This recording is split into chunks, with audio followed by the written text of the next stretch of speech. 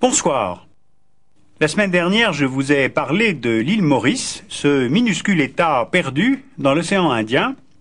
Alors aujourd'hui, je vais vous montrer comment une histoire originale et une population très variée lui ont permis d'intégrer la mondialisation et de devenir le seul nouveau pays industrialisé d'Afrique.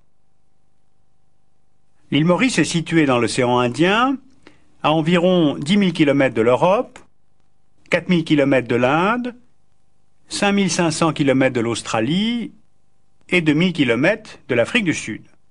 Donc elle est très isolée géographiquement, et pourtant elle a très bien su tirer parti de sa position entre Europe et Inde, de son histoire, successivement colonie française, colonie anglaise, et de sa population diversifiée, majoritairement d'origine indienne, mais aussi européenne, africaine et chinoise. C'est cette diversité ethnique qui l'a aidé à tisser des liens, à former des réseaux et à oublier l'isolement que connaissent toutes les îles. C'est d'autant plus intéressant à souligner si on la compare avec la Réunion, voisine de quelques 200 km, département français d'outre-mer, bien moins ouvert sur l'extérieur avec son économie de transfert et l'assistance de la métropole. Regardez ces quelques cartes. L'île Maurice est une ancienne colonie française de 1715 à 1810. On l'appelait l'île de France, elle est donc terre francophone, et le français y est toujours la langue de communication, à côté de l'anglais, qui est la langue administrative, du créole, qui est la langue vernaculaire, parlée par toutes les communautés, et des langues asiatiques, hindi, chinois, bhojpuri, ourdou et telougou.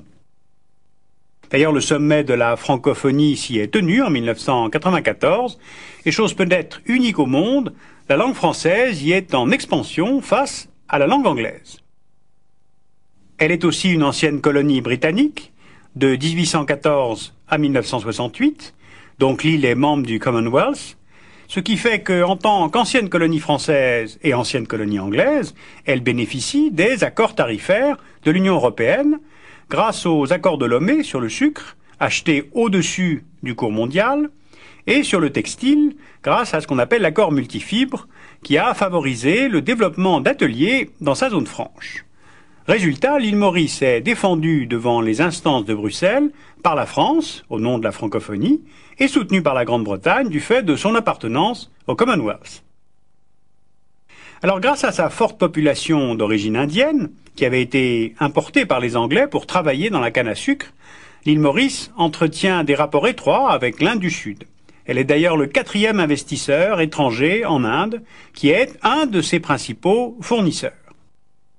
Maintenant, par sa minorité chinoise, Maurice bénéficie également de réseaux chinois, dont les nœuds sont à Singapour et à Hong Kong.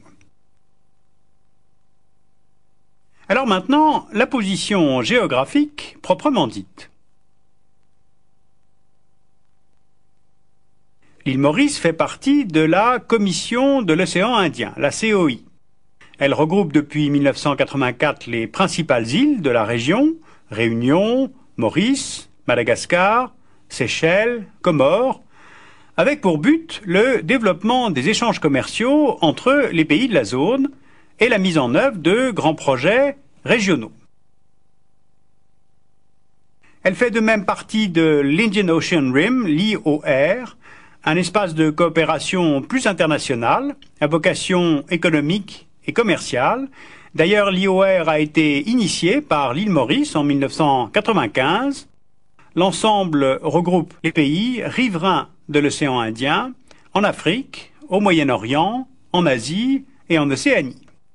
Il s'agit surtout de projets d'investissement, de promotion des échanges, du tourisme et des technologies. La France a demandé à y adhérer via l'île de la Réunion, et ce que cherche l'île Maurice, en fait, c'est de créer une zone de libre-échange où elle jouerait un rôle central par sa position entre Asie et Afrique. Car si maintenant on se tourne vers l'ouest, on s'aperçoit que l'île Maurice appartient aussi géographiquement au continent africain. Elle participe aux espaces régionaux de la COMESA, dont le siège est à Lusaka, en Zambie. Cette communauté de l'Afrique orientale et australe compte 21 membres. Elle a pour but la création d'un vaste marché commun. Et puis, il y a aussi la SADC, Communauté de développement de l'Afrique australe, dont le siège est au Botswana, qui rassemble 14 membres, dont l'Afrique du Sud, qui est le principal partenaire commercial de l'île Maurice. D'ailleurs, l'île a adhéré à la SADC en 1995 pour favoriser l'intégration régionale et la libre circulation des biens, des services et des personnes. Alors, vous le voyez, on le comprend, l'appartenance à ces divers ensembles géoéconomiques a favorisé une bonne intégration de l'île Maurice à l'économie mondiale, ce qui, en retour, lui permet de poursuivre son développement économique.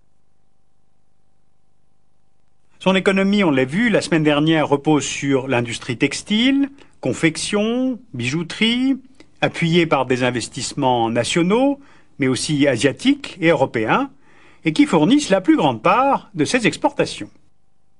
Or aujourd'hui, compte tenu du plein emploi et de la hausse des salaires, l'île Maurice se spécialise dans des produits haut de gamme et à plus haut contenu technologique. Et pour profiter des coûts de travail plus bas, c'est elle maintenant qui délocalise, notamment à Madagascar, où elle a implanté plusieurs usines textiles, au Mozambique, où elle a mis en place une zone économique spéciale de 100 000 hectares dans la région de Beira, et elle envisage dans la province de Sofala de cultiver des produits agricoles qui seraient ensuite réexportés vers l'île Maurice. D'autres projets sont prévus aussi en Tanzanie, en Zambie et au Lesotho.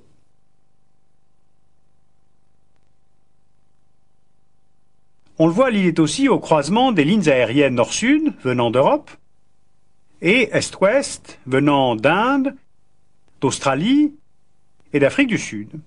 Donc elle est très bien reliée au reste du monde et cherche à devenir une place tournante pour les échanges comme un Singapour de l'océan Indien. Cela s'appliquerait aux marchandises. Les cargaisons transitant par Port-Louis sont ensuite réexportées en plus petits lots vers la région.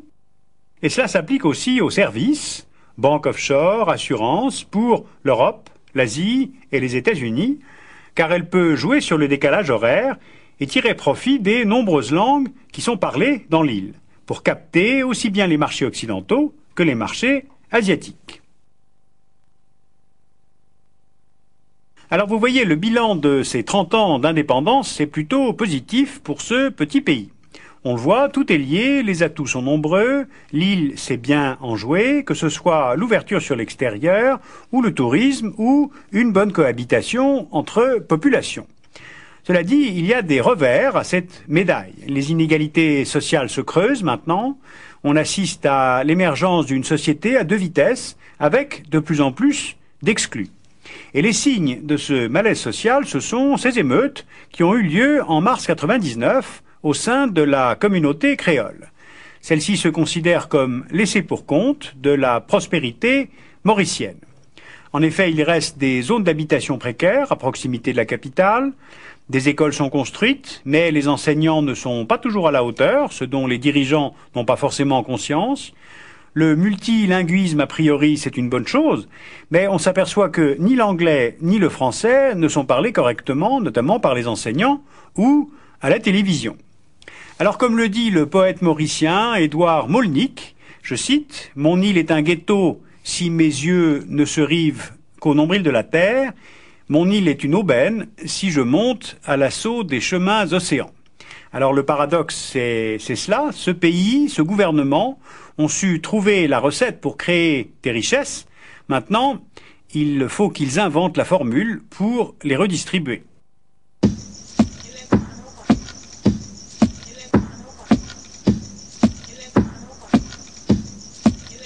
Dans le premier volet du Dessous des cartes de la semaine dernière, consacré à l'île Maurice, je vous ai mentionné plusieurs livres intéressants, tourisme, géopolitique, littérature. Alors vous pouvez retrouver leur nom, leurs références en allant sur le site artetv.com et le site du Dessous des cartes, vous retrouverez ces références.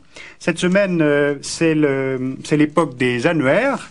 vient donc de sortir l'année stratégique 2000 sous la direction de Pascal Boniface. C'est une analyse des enjeux stratégiques, démographiques, économiques, donc une bonne référence pour l'analyse des rapports de force. Dans le domaine plus strictement économique, vous avez Conjoncture 2000 qui vient de sortir de l'Institut Cédimes. Et puis sur la crise du Timor oriental, qui a été très importante en 1999, je voulais vous signaler, ce que je n'avais pas eu le temps de faire, le livre de José Ramos Horta, qui a été prix Nobel de la paix en 1996, La saga du Timor oriental, un livre publié chez Favre.